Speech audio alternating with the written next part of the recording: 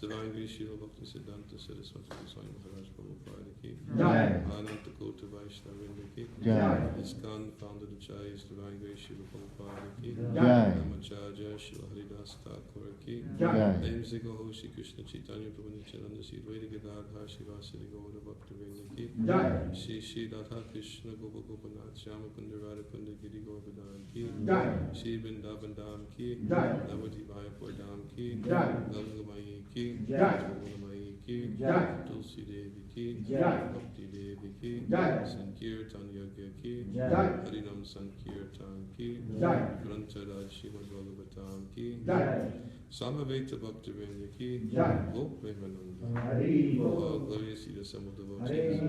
All glorious to the assembled devotees. All glorious to the assembled devotees. All glorious to Shri Shri Guru and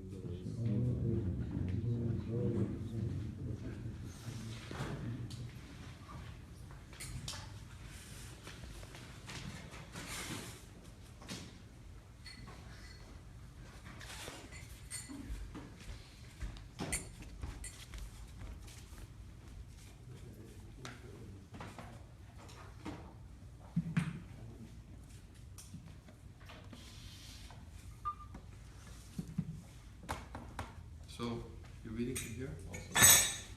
Well, yes. Where? Should be a marker. How much do you read? 500. Okay. Srila Prabhupada Lilamrita, Volume 5, Let There Be a Temple. In Nairobi, Prabhupada followed his usual schedule of bathing in the afternoon and then putting on fresh clothes. But one day, after his bath, he found that no clothes were ready. When he asked for them, Niranjana Swami explained that the African servant had washed them and put them on the line to dry. But when Niranjana Swami had gone to get them, they hadn't been there. Apparently someone had stolen them from the clothesline. Prabhupada tolerated the inconvenience without any display of emotion.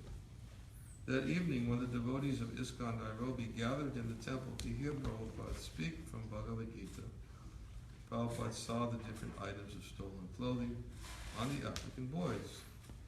One boy wore the kurta, another the tapis, and another the dhoti. Prabhupada pointed this out to Niranjana Swami, who immediately took the boys out and retrieved the clothing from them. When Niranjana Swami returned the clothes, Prabhupada didn't seem to take the offense seriously, but only laughed. Prabhupada did not laugh, however, at the Nairobi devotees' bad cooking when they served him white maize mush. White maize mush. He called it pig food. And the hard white chickpeas, he said, were suitable only for horses. Then Hari Kripa, a black devotee from America, went to the kitchen, boiled some vegetables and served them to Prabhupada without any spicing. Prabhupada called it dog food. You are still an uneducated African, he told Hari Kripa. And he went into the kitchen to cook for himself. Almost a dozen devotees joined him, watching him cook a complete meal of dal, rice, chapatis, and sabji. He cooked enough for all the devotees and everyone was satisfied. Bad cooking and stolen clothing, however, continued to be problems during Prabhupada's week-long stay in Nairobi. Niranjana Swami found that Prabhupada was mostly absorbed in his Bombay project. The only reason I've come, Srila Prabhupada told Niranjana Swami, is to get you for this. Once he asked Niranjana Swami, which is the most important city in India? Calcutta, Niranjana replied. Calcutta? Prabhupada looked at him oddly. Don't you know Bombay is number 1, Delhi is number 2, and Calcutta is number 3. Prabhupada encouraged Niranjana Swami to return with him and take charge of the Bombay project. This Bombay project, he said, unique within ISKCON, incorporating the religious with the cultural, religious, temple, international hotel, theater, and diorama exhibition. Seeing Prabhupada's strong desire, Brahmananda Maharaj agreed to somehow relinquish his Nairobi responsibilities to others and help in Bombay. And yet another way Prabhupada's visit to Nairobi connected with his Bombay project. When Brahmananda Swami and Shriavana showed Prabhupada the Nairobi Hilton, a modern building with twin round towers, Prabhupada liked the design and wanted to give it to his architect for the Bombay Hotel and Temple. Prabhupada, Brahmananda Swami, Bhagavat, and an African devotee were walking in Nairobi's public gardens. On being introduced to Prabhupada, the African inquired, "If I want to, can I get married?" "Oh yes," said Prabhupada. But Prabhupada, the boy continued, "If you want to get married in our community, the boy has to pay money to the father of the bride." This was exactly opposite the Vedic system, Prabhupada replied, wherein the father of the bride presents a dowry to his son-in-law. Hearing this, Prabhupada's new disciple looked worried. He asked, "Then will you give me money when I want to get my wife?" Hare Krishna. "Because I'm not working now, I'm just working for you. When I want to get my wife, will you give me money?" Prabhupada shook his head. "You don't worry about all this," he said. "Whether you'll get a wife or whether you'll get money or this or that, later on when it's time for you to get married, I will bring one American girl and you will marry her." When Prabhupada turned in his fledgling Nairobi temple, he found neophyte disciples and discrepancies. Walking into the brahmachari ashram, he found books, boards, and paint cans scattered around the room. When he said things should be kept more neatly and orderly, the temple commander Hari Kripa replied, "Prabhupada, I tried to tell them, but these boys don't listen to me." Prabhupada bent down, picked up some pieces of wood. "If they don't do it," he said, "then you should do it. Put these over here." Prabhupada began engaging all the men present. Within 5 minutes, the room was neat. Okay, I'll stop there. On to Śrīmad Bhagavatam. Om Namo Bhagavate Vāsudevaya. Om Namo Bhagavate Vāsudevaya. Om Namo Bhagavate Vāsudevaya. Om Namo Bhagavate Vāsudevaya. Om Namo Bhagavate Vāsudevaya. Om Namo Bhagavate Vāsudevaya. Is there a verse? Why? Should I get like Prabhupada? Get up and do it myself? Huh? I think it's too late. Who usually does it? Venkat, but he didn't do it today. He's bad. We have several books scattered around. Śrīmad Bhagavatam, Canto 6, Chapter 1, Text 37. Śukadeva uvāca, iti, ukte, yamadūtais, te, Vāsudeva, ukte-kāriṇaḥ, tan, pratyūcuḥ, prahasyedaṁ, megha-nirhrādayā, girā, śrī-śuka uvāca, It ukte yamadūtais te. It ukte yamadūtais te. It ukte yamadūtais te. It ukte yamadūtais te. Vāsudevokta-kāriṇaḥ. Vāsudevokta-kāriṇaḥ. Vāsudevokta-kāriṇaḥ. Vāsudevokta-kāriṇaḥ. Tan pratyūcuḥ prahasyedaṁ. Tan pratyūcuḥ prahasyedaṁ. Tan pratyūcuḥ prahasyedaṁ. Tan pratyūcuḥ prahasyedaṁ. Megha-nirhrādayā girā. Megha-nirhrādayā girā. Megha-nirhrādayā girā. Megha-nirhrādayā girā. Śrī-śuka uvāca. Śrī-śuka uvāca. Ukte yamadūtais te. Ukte yamadūtais te. Vāsudevokta-kāriṇaḥ. Vāsudevokta-kāriṇaḥ. Tan pratyūcuḥ prahasyedaṁ. Tan pratyūcuḥ prahasyedaṁ. Megha-nirhrādayā girā. Megha-nirhrādayā girā. Śrī-śuka uvāca. Śrī-śuka uvāca. Ukte yamadūtais te. Ukte yamadūtais te. Vāsudevokta-kāriṇaḥ. Vāsudevokta-kāriṇaḥ. Tan pratyūcuḥ prahasyedaṁ. Tan pratyūcuḥ prahasyedaṁ. Megha-nirhrādayā girā. Megha-nirhrādayā girā. Śrī-śuka uvāca. Śrī-śuka uvāca. Ukte yamadūtais te. Ukte yamadūtais te. Vāsudevokta-kāriṇaḥ. Vāsudevokta-kāriṇaḥ. Tam pratyūcuḥ prahasyedaṁ. Tam pratyūcuḥ prahasyedaṁ. Megha-nirhrādayā girā. Megha-nirhrādayā girā.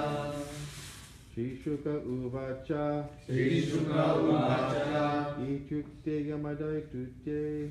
Ukte yamadūtais te.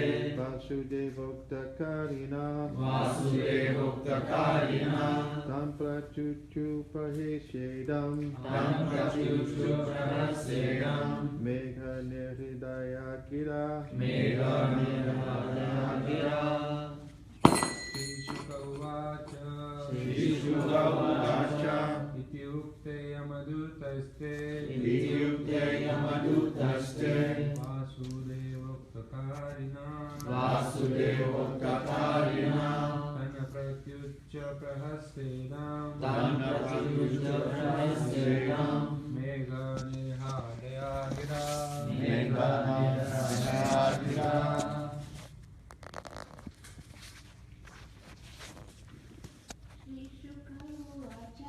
Śrī-śuka uvāca. Ukte yamadūtais te.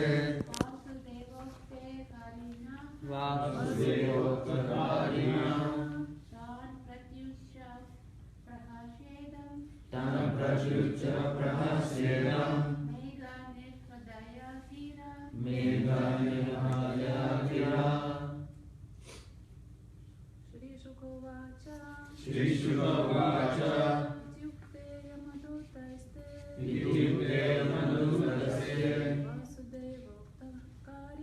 Vāsudevokta-kāriṇaḥ. Tam pratyūcuḥ prahasyedaṁ. Megha-nirhrādayā girā.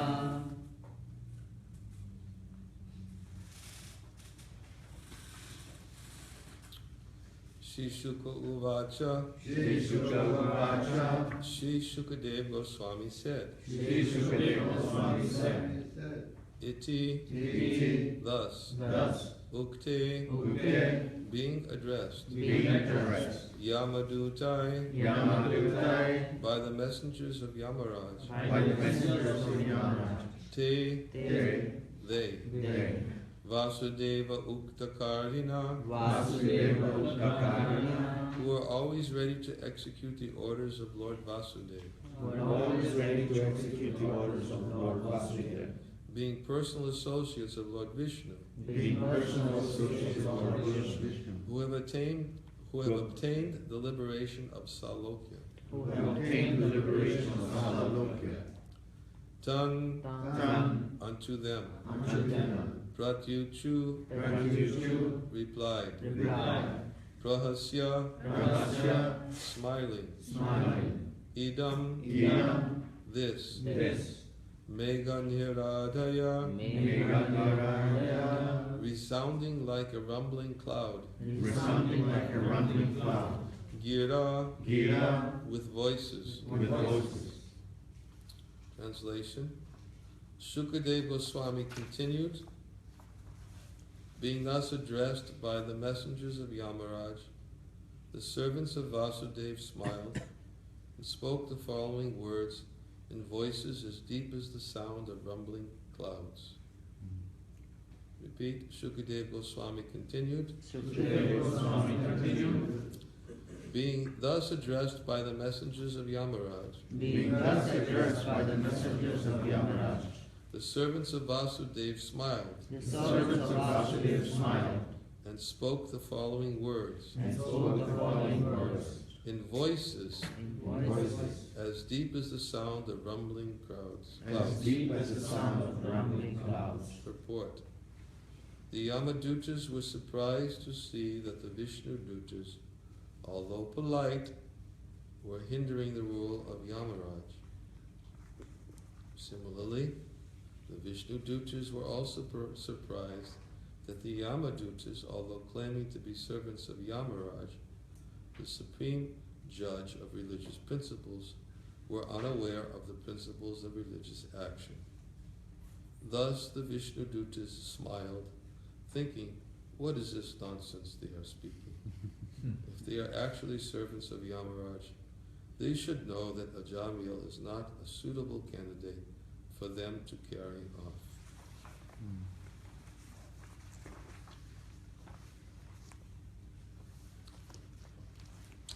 Om Vijnana Timirandasya Niranjana Swami Chaksho Umminitam Dena Tasmai Shri Gurave Namaha Ukam Kuroti Vāchanam Pangum Nandayate Garim Yakripa Tamaham Vande Shri Guru Taranam Nama Om Viṣṇudūtas Krishna Prastaya Bhutale Śrīmate Bhaktivedanta Swami Iti Namani Namaste Saraswati Deve Gauravani Pracharane Nirvishesha Shanyavadi Pastuchadi Shatagane Jai Shri Krishna Chaitanya Prabhu Nityananda Shri Advaita Gadadhar Shivasari Gaura Bhaktivinoda Hare Krishna Krishna Krishna Hare Hare Hare Rama Rama Rama Hare Hare. Should I assume there's nobody that needs to hear this elsewhere in the temple, or the microphone's just not working? No, because we don't have it set up. The mic system's not set up to get out of the kitchen. I was not set up to go down the kitchen. That's That's bad. It's been a long time. Yeah. Oh,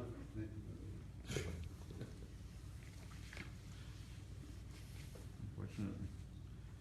okay.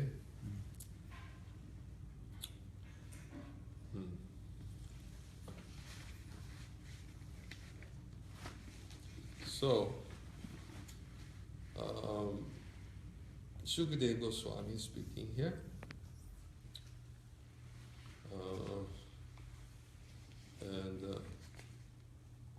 This verse is essentially just the beginning of the dialogue,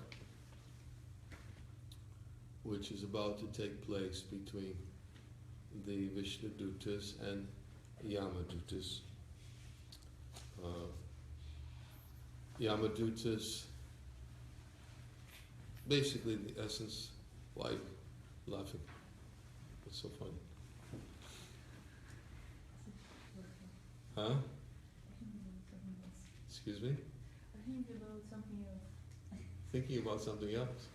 Well, maybe you should go someplace else if you're not listening to class.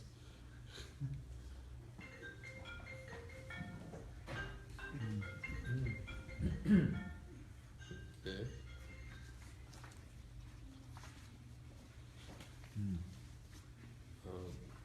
The Yamadūtas said, okay, why are you getting in the way? Basically, is what they said. Why are you stopping us from doing our duties? It's very interesting. When I was reading this, I was thinking, boy, this seems like these things are always going on. It's not just in ISKCON, huh? I guess these precedents have already been set long ago, that there are arguments between different services, different engagements. And of course, it's nice to see how exemplary the real servants of the great Vaishnavas are in their behavior. First of all, here is described, and it brought to light also, that the Viṣṇudūtas, when they were challenged by the Yamadūtas, they simply smiled. And Prabhupada has also said they were very polite. So here it is. There's something to be learned here by devotees who are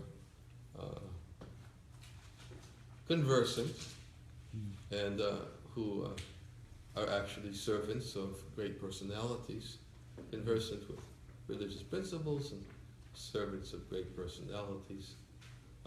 Their behavior exemplifies their high qualification, and therefore the Viṣṇudūtas simply smiled instead of arguing, well, who do you think you are? Or the Yamadūtas, of course, they said, well, why are you obstructing us? Because they thought they were representing their master. In fact, it's also important to take note that the Yamadūtas, it's not that the Yamadūtas were enlisted at that particular point or spot to punish Ajāmila. They're simply messengers. In other words, their duty is to take them, to bring them before Yamarāja. Of course, their methodology is a little bit worrisome because they have to work with the subtle body, and therefore they have subtle ropes to snatch, and they have other various types of paraphernalia for the resistant subtle soul who doesn't want to go with, doesn't want to be escorted by such fearful personalities, because anticipating that their appearance is obviously something that represents something that's not going to be very pleasurable, just by their appearance. In fact, they have that appearance for that reason. And to help the sinful persons understand that we're not going off to a resort for vacation.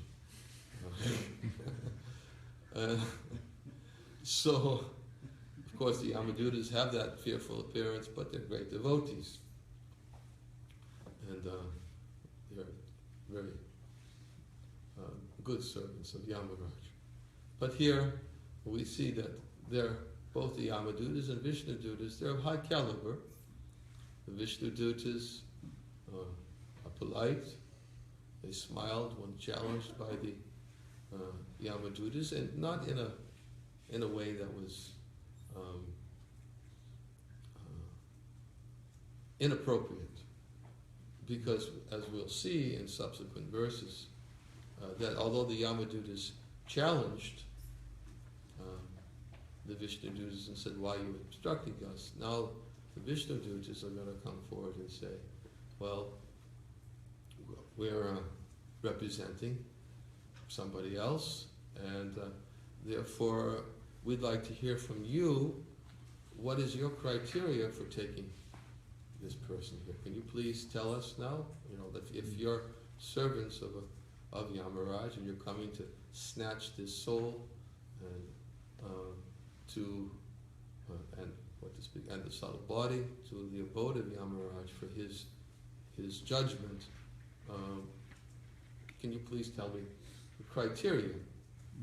very reasonable question, very reasonable response. It's not like they got into a fight. I'm right, you're right. Look, I'm right. I'm serving my guru, and who are you to tell me I shouldn't be serving my guru? You know, and it's a different type of exchange. I mean, the Yamadūtas could have definitely been of that Kanishta mentality. Who are you to tell me? I'm serving my guru. But they didn't.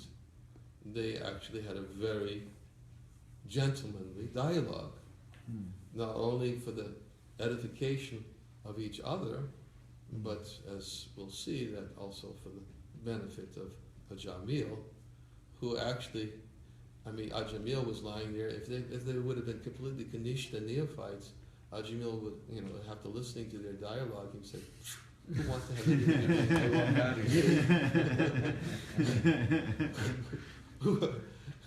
I don't want to go in either.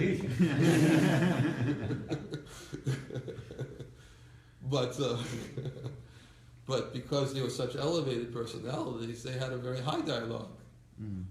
And their dialogues their dialogue was based on, especially the Yamadūtas, their dialogue was based on scriptural evidence.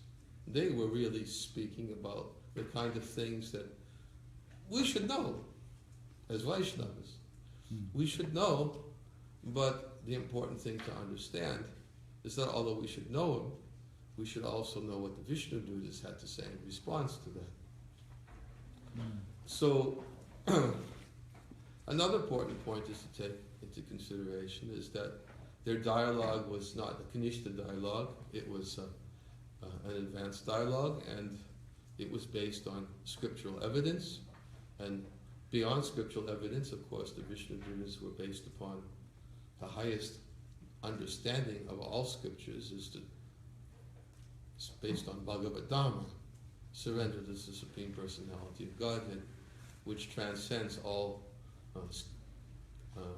religious principles. We'll discuss that. But the point that I wanted to make is that these personalities who are speaking to each other, they both had important responsibilities. They weren't as much as arguing about their own destinations, and they weren't arguing as much about their own consequences, but they were, because they had such responsible services, they are entrusted with the responsibility to make decisions about others. Make decisions about others. That was their service. Viṣṇudūtas, Yamadūtas, both were there having dialogue to discuss what's going to happen to Ajāmila. Right? So therefore, they weren't, in other words, they weren't concerned or fighting about their own consequences. Like, I'm going to suffer, I'm going to be punished, I'm going to go to hell, I'm going to get hell. They both were genuinely wanted to do the right thing in service to their masters. Genuinely. And Prabhupada even brings that to light in the next verse, actually, when whoever gives class tomorrow, you'll find that Prabhupada is going to speak about it as a duty, as a responsible person. A person who has a master should know the mission of his master, and he should know how to properly represent the mission of his master, and should not be fooled. And therefore he should properly understand what is the actual mission. So they both, I say they both, there were more than two, but all of them collectively in their dialogue, they were speaking about the consequences of somebody else. And therefore, being in that responsible situation, they all had to take into consideration what is the best decision, how to deal with this person. That is their responsibility. Most people, when they hear this, or when they get into arguments, sometimes they get into an argument about themselves, either defending themselves, or well, I'm right and you're wrong, and I'm going to do what I want to do, and I know what I'm doing is what I'm supposed to be doing, and therefore I'm convinced that because I'm doing what I'm supposed to be doing. But sometimes these types of arguments on one's own behalf, they're really not necessary. They're really not necessary. And that's the important point, actually, which will be brought to light in this pastime. Why are they not necessary? Why are they not necessary? Because there are witnesses. And in fact, the discussion that's going to take place, the Yamadūtas are going to say, we're here because they're different witnesses. The sun is the witness. The moon is the witness. The demigods are witnesses. Fire is witness. There's so many witnesses.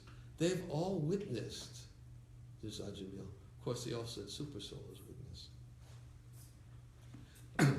And a lot of those witnesses who witnessed these activities, the demigods especially, and the other witnesses, what they're witnessing is the external behavior of the soul who is entrapped under the three modes of material nature.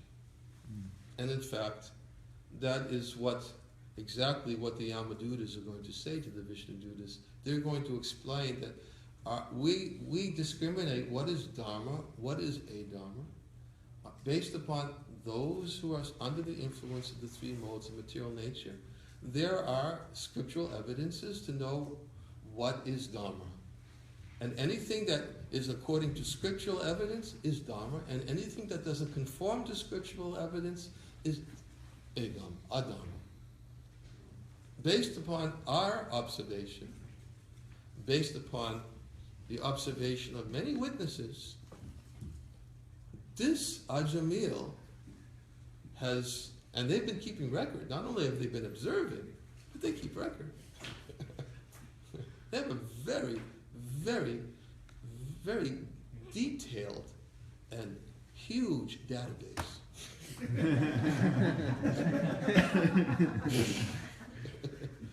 Even much better. I mean, you don't have to worry about Snowden's and everybody else with their database. They've got all the evidence. All the evidence except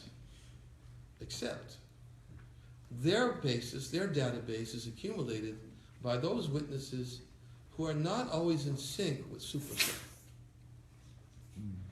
And in fact, they thought they were representing Yamarāja, but they weren't in sync with Yamarāja either. And that's why they had to go back to Yamarāja afterwards. Right? They said, we're completely bewildered. We have a good database. We've got records from this company, from that company, from that company, that company. We've merged all these databases together. And I'm sure a lot of you high-tech people are really into this one. We merged all these databases together, and when we get our output, it's there. There it is. There's no evidence. No evidence that this soul and anything at any point of time has atoned for his sin. We've got a complete database. And no evidence. And that's what the Yamadūtas were arguing. There's no evidence in our database. And the Viṣṇudūtas, of course, who are representing the Supreme Lord Vishnu, said, well, somebody else also has, doesn't need a database. Because he knows everything. He's in the hearts of all living beings. He's in the hearts of all living entities. He knows past, present, future. He knows all living entities. He knows all things that are yet to come. And we're his servants.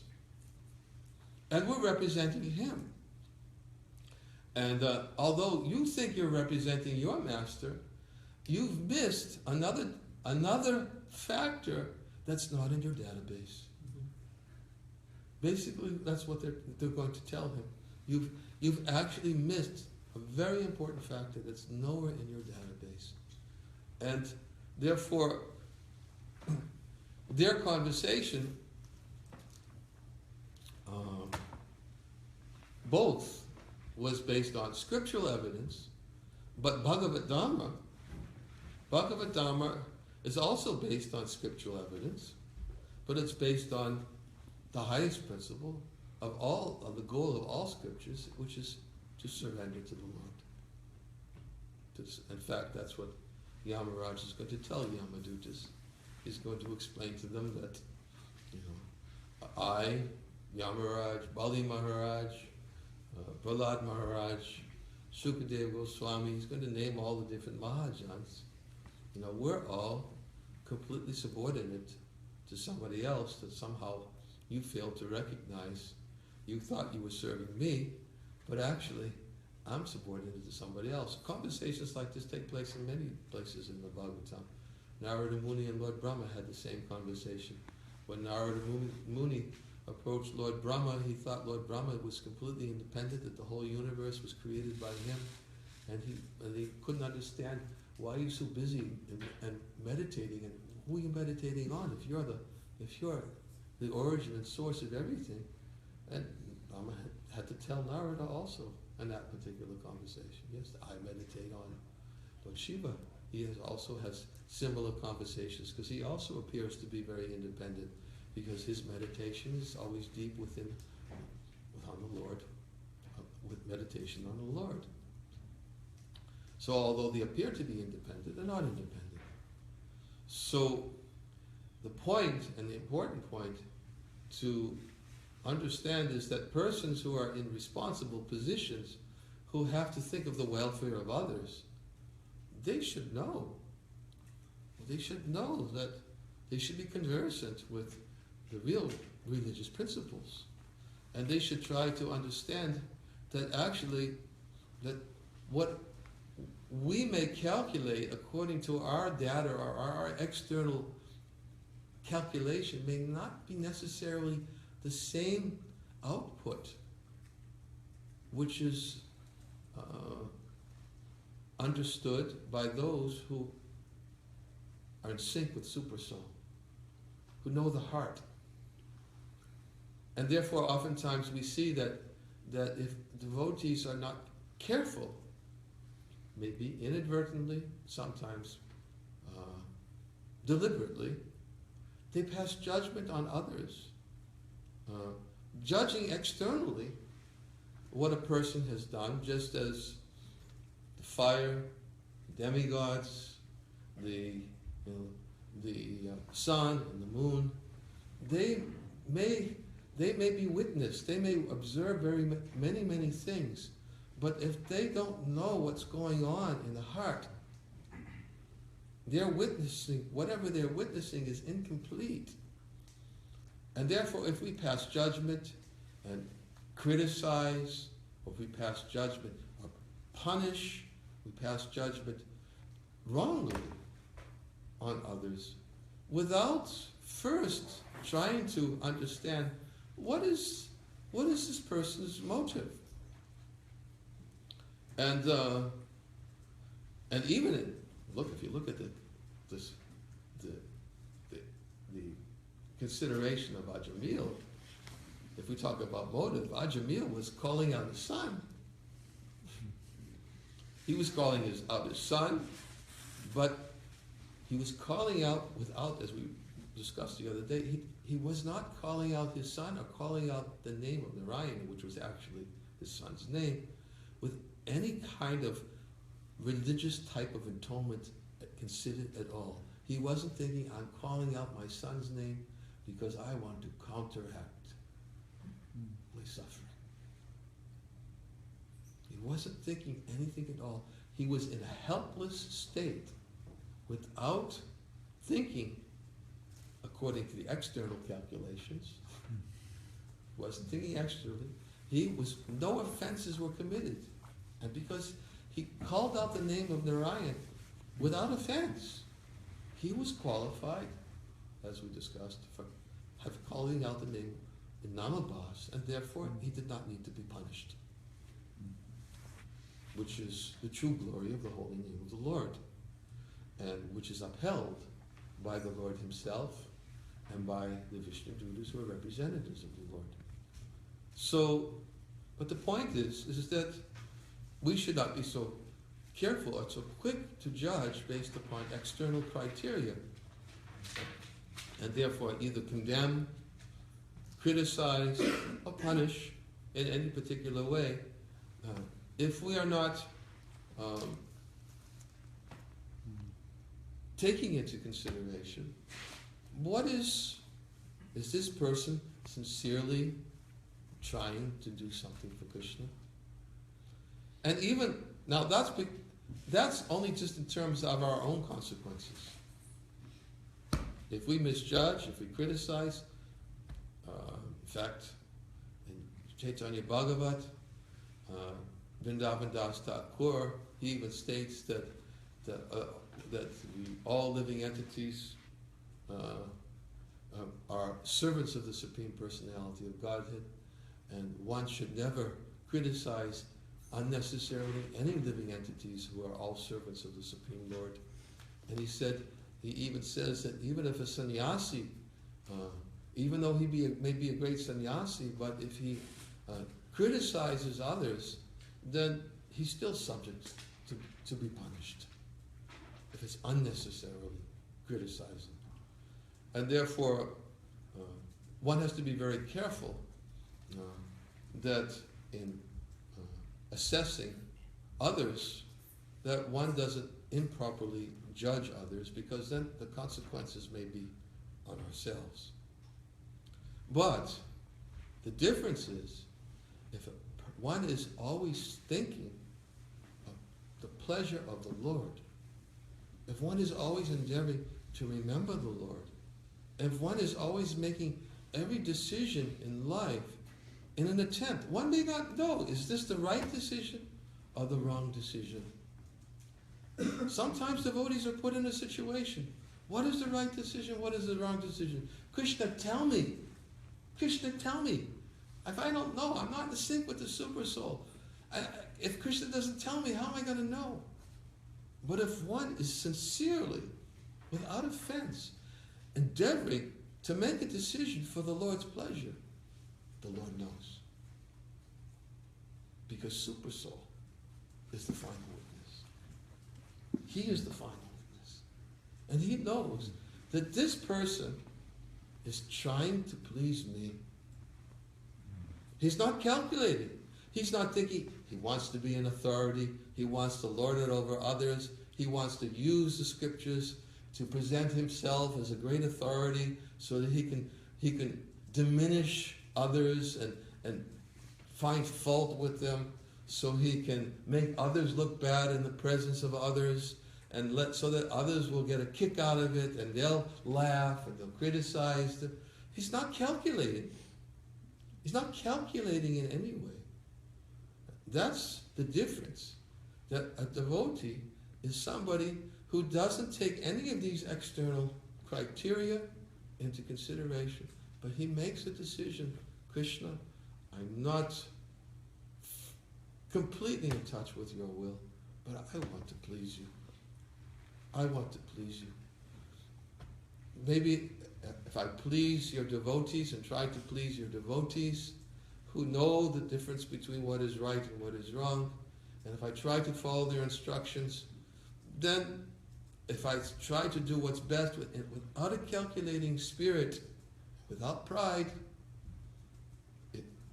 you will make my decision right. I depend on you for the outcome. This we see as the mentality of Vaishnavas. Just as Madhavendra Puri, we oftentimes quote that verse. What is it? He offers his respects. Sandhya Vandanam. These are old Sandhya Vandanam, old prayers which are chanted during the Sandhyas, old religious rituals, activities, old daily ablutions, old demigods.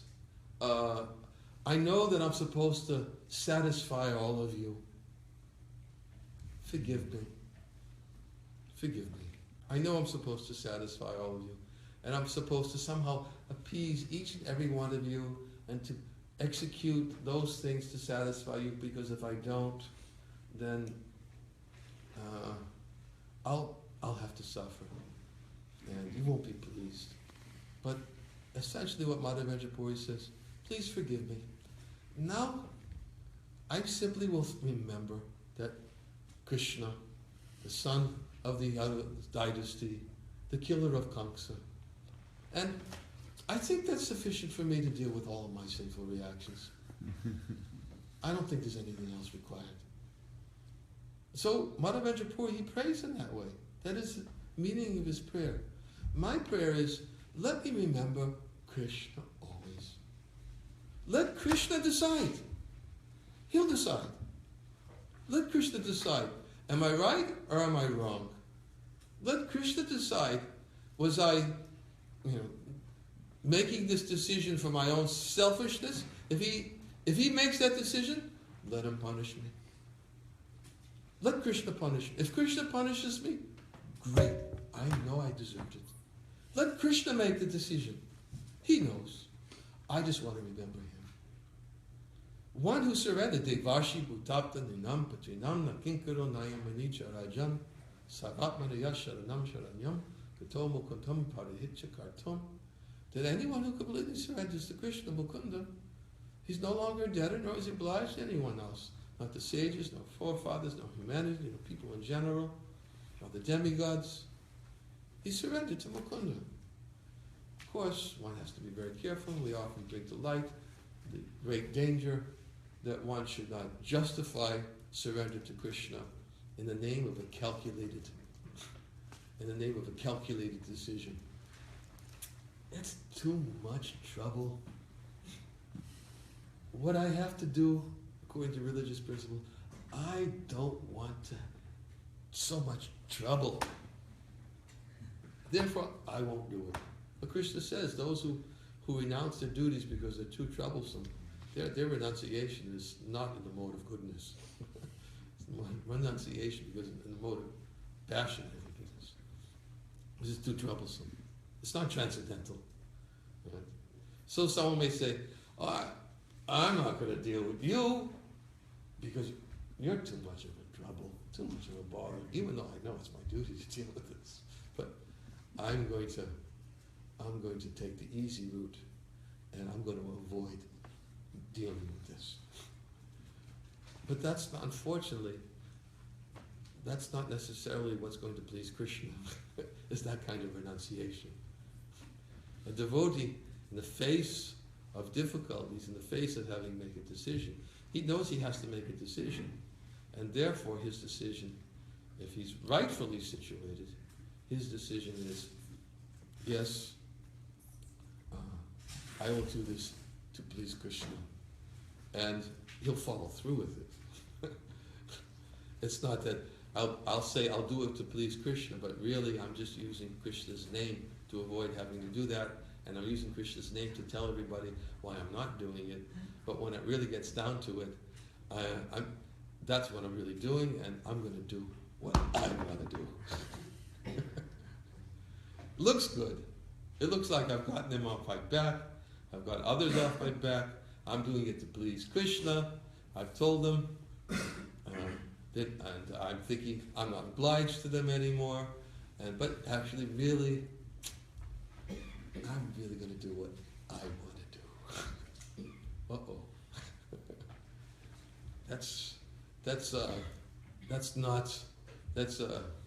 Well, there are many types of offenses, and using Krishna and using his name to avoid reactions is an offense to the holy name. To use his name. I'm doing this for Krishna. Krishna knows I'm doing it for him. But yet, when it really comes down to, one has to follow through. And the best recourse to follow through is to always be engaged in Krishna's service and to be conscious of being engaged in Krishna's service. So therefore the devotee who renders service in this way, he leaves the decision in Krishna's hands, and he doesn't fight over his own destiny. He doesn't get in arguments with others about his own destiny. If he's remembering Krishna and he's engaged in Krishna's service, he has confidence. Just as the Viṣṇudūtas, they They smiled. They had a certain air of confidence in them, right? They had a certain air of confidence. They didn't have to fight, and they were polite. They didn't have to fight. They knew that we're serving Vishnu. And in their hearts, they knew that they were doing exactly what Vishnu wanted them to do. And what did they do? They were successful. They stopped the Yamadūtas. They stopped. And not only that, they gave their evidence why. They explained why. And they followed through completely, justifiably, and therefore they were capable of engaging in such an important, responsible service as representing their guru, representing their master, just as the Yamadūtas were also representing their master. And when the Yamadūtas went back for clarification from their master, they also completely surrendered. There was no fighting, there was no war, there was no name-calling, backbiting, there was no campaign, there was no lobbying, there were no Facebook name signatures, there were no, nothing. It was settled very amicably, very peacefully, because everybody just surrenders to Krishna's will. Being devotees of the Lord, that's what devotees are supposed to do. It's ultimately just a surrender to Krishna's will. And therefore, and look what Ajāmila gets out of the whole thing. Ajāmila was saved. He also didn't call out to somebody come, he called out for his son. The Viṣṇudūtas came. And the Viṣṇudūtas came, and then when there was a discussion between the Viṣṇudūtas and Yamadūtas, not bickering, but a very nice shastric, Krishna-conscious dialogue between the Viṣṇudūtas and Yamadūtas. And then Ajāmila, whose destiny was held in abeyance for some time, and he was just lying there and listening to the whole thing, waiting for a decision. He got to hear this most amazing dialogue. And then by hearing the Viṣṇudūtas, he became purified, and he realized, boy, they're so merciful. And he remembered all his previous devotional credits, and he began repenting completely, in a completely repentant way, that I've been living a disgusting life for so many years, committing sinful activities. And after hearing this dialogue, I also want to be like them, and I want to be absorbed in remembrance of Krishna. He wasn't thinking, second chance. I got a second chance. Just see, I don't have to die now.